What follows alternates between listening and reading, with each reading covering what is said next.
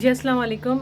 मेरा नाम रबिया शेख है और जो हालात कोरोना वायरस के चल रहे हैं उसमें सब एक दूसरे की मदद कर रहे हैं, अच्छी बात है। लोगों को राशन डलवा के देना चाहिए लेकिन मेरी एक सिर्फ गुजारिश है सिर्फ उनसे जो कि मीडिया पर्सनस हैं कि सब मीडिया वालों को पता है कि एक बहुत बुरा बहरान आया था मीडिया इंडस्ट्री पे। वो ये था कि लोगों को बेरोज़गार कर दिया गया था। तो मेरी गुजारिश है तमाम मीडिया वालों से जो इस वीडियो को देख रहे हैं कि खुदा के वास्ते उन लोगों को फ़ोन करें जिनको बेरोज़गार कर दिया गया था और उनसे पूछें कि उनके हालात कैसे हैं, वो किस हाल में हैं, उनकी मदद करें।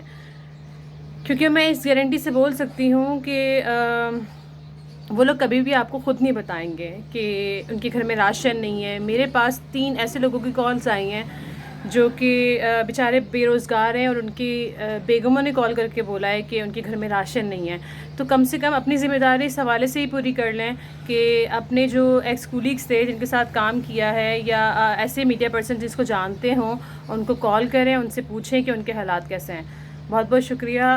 अल्लाह मियाँ आप सबको सलामत रखे और आपको अपने हिफ्ज़-ए-मान में रखें।